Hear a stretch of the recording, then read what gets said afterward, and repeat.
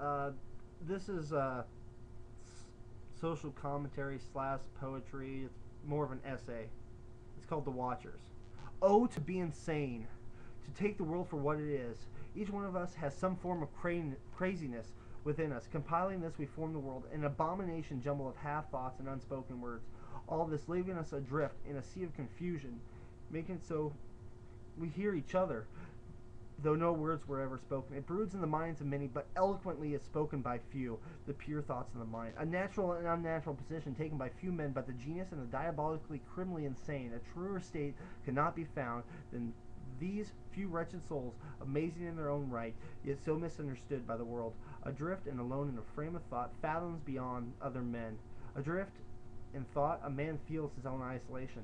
For these men, a crowd is lonelier than any closed room.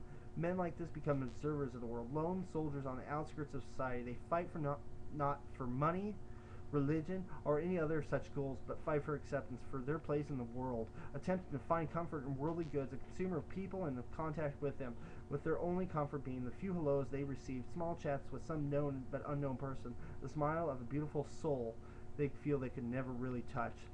So they are left in isolation from this world, the world of the others.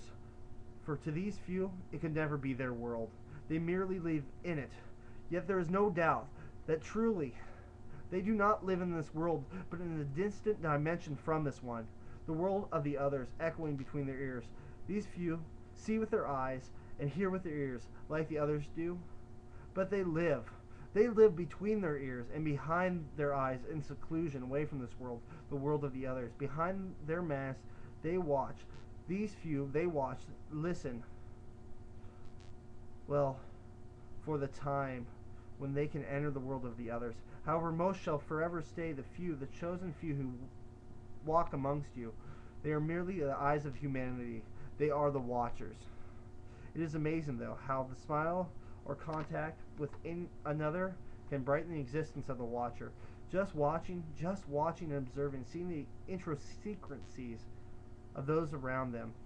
It's almost amusing and yet heartwarming. The watcher smiles oftentimes alone, or in his mind he smiles, but yet he does smile, and these moments can be few. Joy is not easy to come by, and perhaps more often than not a fleeting subject in the jumble of half thoughts that encircles the mind.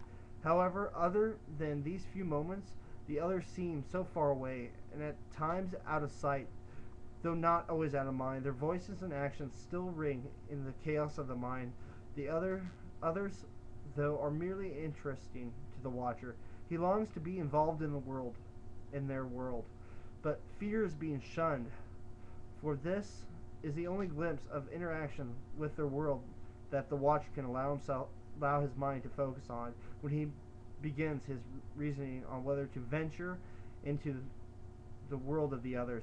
Is seemingly the only view seen at the moment. It eats at the watcher over and over, the inability to let go of the past, to let go of the thoughts that engulf him. It is the past that feeds them, that fuels them, that allows them to go on, and at the same time, it is their past that confuses them and keeps them so reserved, perhaps stopped in time, unable to move forward for fear of the unknown, for fear of their life, no matter how misunderstood and alone they may feel. Though the watcher feels all of this, it is in the mind he is free, free to be himself, free to find some sort of comfort, and free to torture himself with all the things that engulf him, his past, his doubts, his fears of the unknown, and all that comes before him. The past is gone and the future is unpredictable. However well his mind perceives this, the watcher is dormant in his action within this world. But what? What could crack this shell for just a moment?